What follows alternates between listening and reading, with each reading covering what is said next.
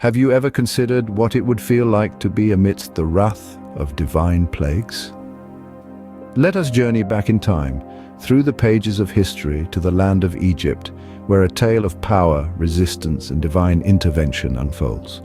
We delve into Exodus chapter 8, where the narrative takes a dramatic turn. Imagine the scene. The second plague is unleashed, a deluge of frogs sent by God to punish the stubborn Pharaoh. These creatures, usually seen as harmless, now become instruments of divine retribution, overrunning the land and the homes of Egyptians. Despite this onslaught, the Pharaoh's heart remains hardened.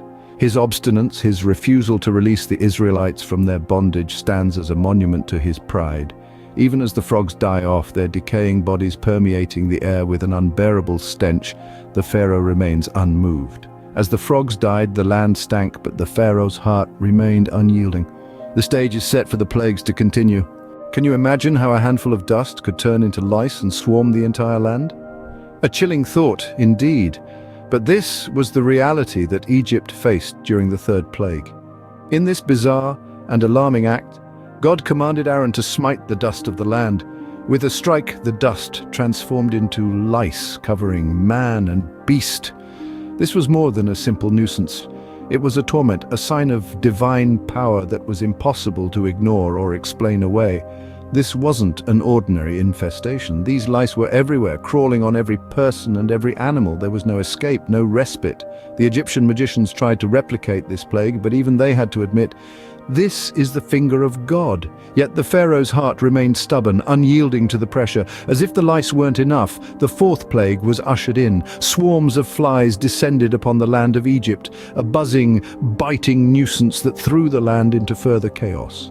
The skies darkened with their numbers, and every corner of Egypt was filled with the hum of their wings. But there was one place where the flies did not venture.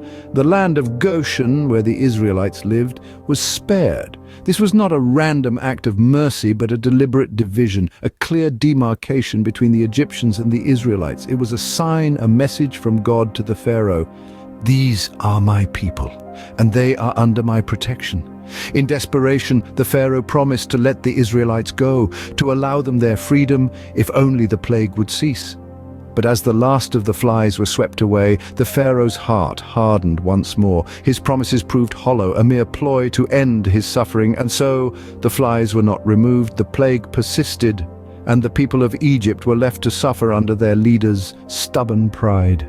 The Pharaoh's promises proved hollow, his heart hardened once more, and the flies were not removed. Have you ever wondered why some people refuse to change, even when faced with divine signs and wonders? Our tale now takes us deeper into the heart of the Pharaoh's palace, where the ruler of Egypt grapples with the reality of the plagues.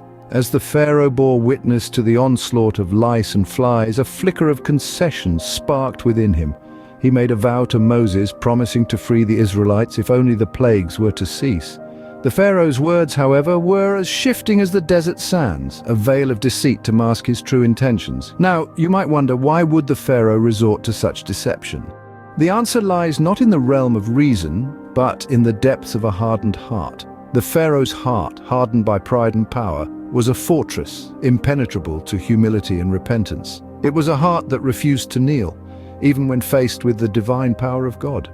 This hardened heart was not a result of the Pharaoh's stubbornness alone.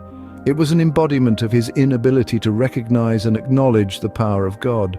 Despite the plagues that ravaged his kingdom, the Pharaoh remained unmoved, his heart as unyielding as stone. This was not a simple case of stubbornness, but a profound blindness to the divine power at play.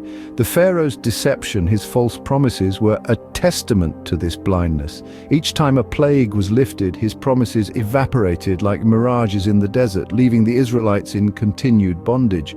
His deceit was not merely a betrayal of the Israelites, but a denial of God's power, a refusal to yield to divine authority. Yet as we delve deeper into this tale, we find that the Pharaoh's hardened heart and deceit served a purpose. They set the stage for the plagues yet to come, each more devastating than the last, each a testament to the divine power that the Pharaoh refused to recognize. Despite witnessing the divine power, the Pharaoh's heart remained hardened, setting the stage for the plagues yet to come.